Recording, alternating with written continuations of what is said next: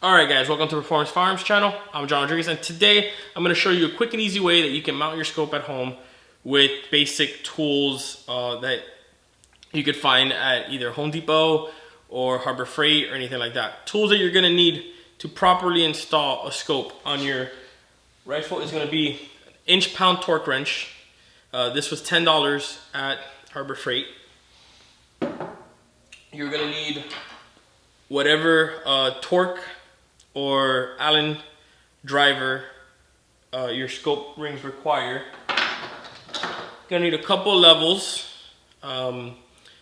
These are, I believe this one was like $3. This one a little bit more expensive because it had a metal thing in there, but this one was about $5, so about $8 in levels.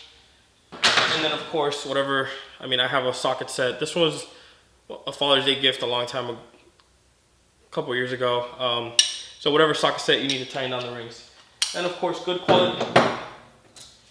quality rings and whatever optic. We're gonna be mounting my Hilux Penalux 4-20 on my Masterpiece Arms Savage. All right guys, so let's continue to the number one step.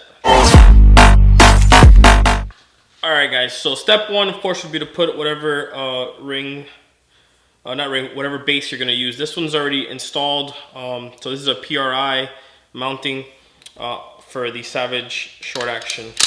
Alright, gun is clear. First thing we're going to do is we're going to choose where to mount our rings. Most people will do it right around here, and that's pretty good. That's where I used to mount them right in between the screws. And that's kind of where I used to put them.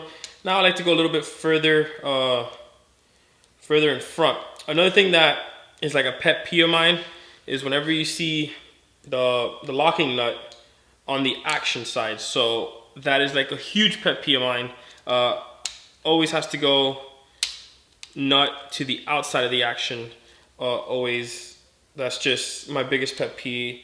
It annoys me when people do it. Alright, so you're just going to put that on there, snug it on tight. Another thing that most people don't do is, alright, when you put them on Picatinny rails, you're going to have some movement up and back. You want to push the rings as far forward as possible and then snug them. Alright, there's a bit of movement there. Alright, and you're going to push them far forward. Okay, and then you're going to snug that down. Same thing with this one. It's got a little bit of movement, and you're going to snug that down. All right, that's kind of where I like it. I've mounted this scope on this rifle before, so that's basically it. And also, you want to make sure that the rifle is level prior to this. So this rifle is level to the MPA bubble level. So it is level. All right, guys. So from there, we're just going to remove the rings.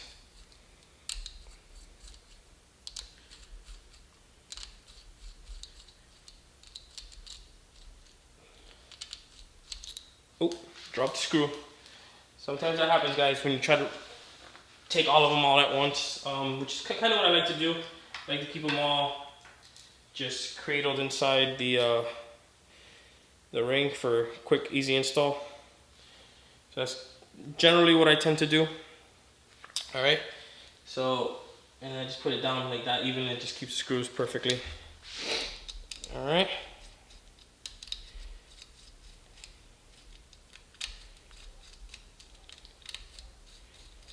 All right, so now that the screws are off, I will tell you to go ahead and, if you're sure that's where you want the rings, I will tell you to go ahead and lock it down. If you're not sure, just kind of give it a quick snug.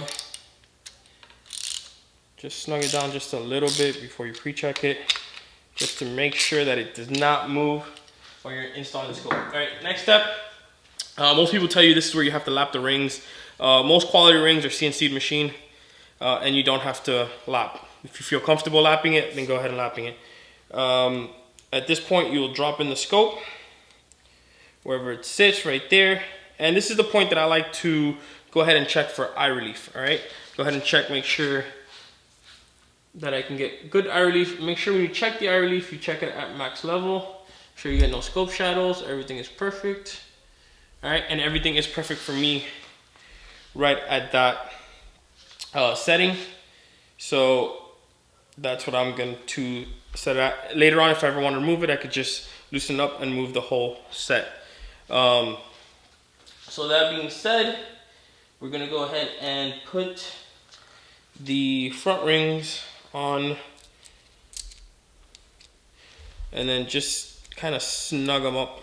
Not too tight, just kind of put the screws in there so that they don't fall out.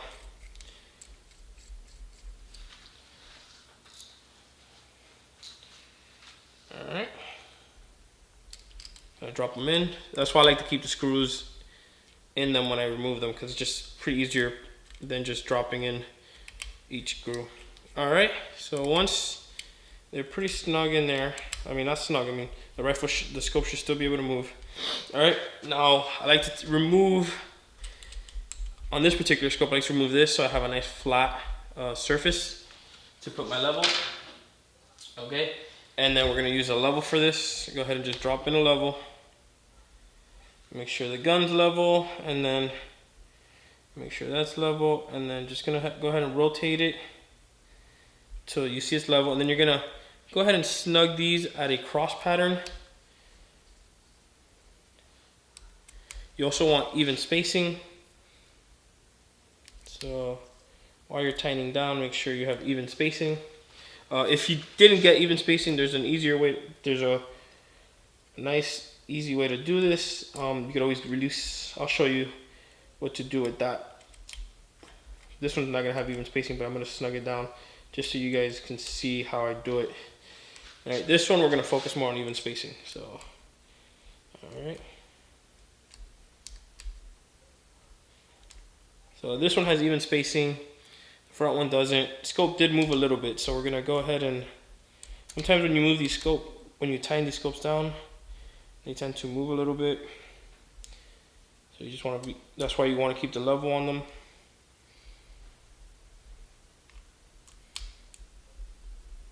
Okay, and we have even spacing. But if you didn't have even spacing, so this front one has a little bit more spacing on this side than it does on the other side, what I would do is I would loosen up the side that has less spacing, and then I would just snug this side. All right, so this one's pretty even. The back one's got a little bit more spacing on this side now. The scope's still level, so I'm just gonna loosen up maybe just a tad on this side, and then just squeeze it on this side. All right, that is 100% even spacings now. All right, now we're gonna move on to the next portion. Now that that's done, you can take that off.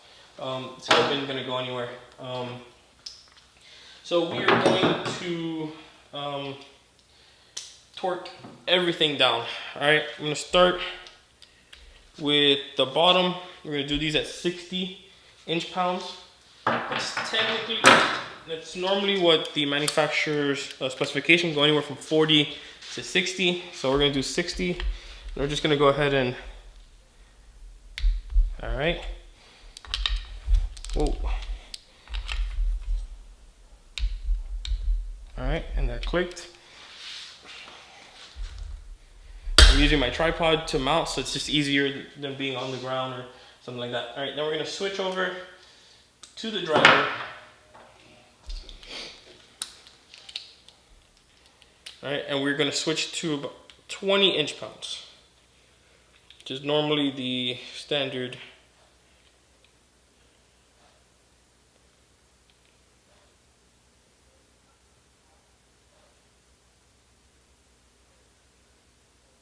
All right, we're gonna do 20 inch-pounds. Okay, and you're gonna do the same cross pattern. Just go right there and just keep moving it around.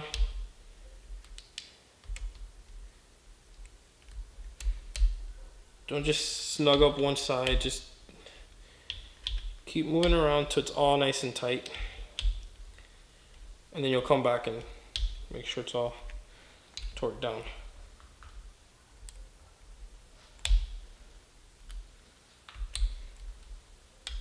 All right, so that one clicked, that one clicked, That one clicked. All right.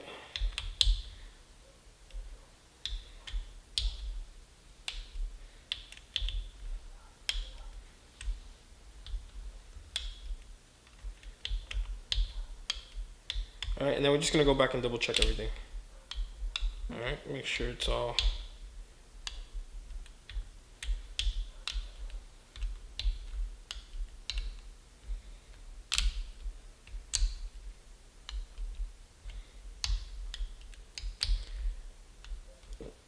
I'll double check this one. All right, so that is all torqued to 20 inch-pounds. And then I like to double check everything, make sure. So I'm gonna double check the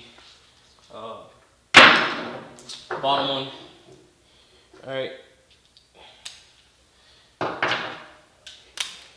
Double check the bottom one at 60. So we'll go double check this one right here. Make sure. All right, so everything is up to spec and done. So now you can tighten everything down. Another thing I like to do is sometimes, even though you tighten everything down to manufacturer's specs, you could crush something in a tube. So I want to make sure that my power ring flows and I don't feel anything making, obstructing it inside. If it's smooth, I want to go ahead and spin, make sure nothing obstructs it. All right, make sure your parallax works, make sure it flows freely. I have had instances on scopes where you tighten everything and the parallax doesn't really move. All right, and then let me just move the camera a little bit. All right, let me make sure everything is good. Eye relief is good. Let me put my hat backwards. All right, so 20 power, eye relief is perfect. Scope is level. Everything is level. All right, so at this point, this gun is ready to get bore sighted and sighted in, guys. All right, so thank you for watching. It's a quick and easy way to mount your scope without breaking the bank. All right, guys, later.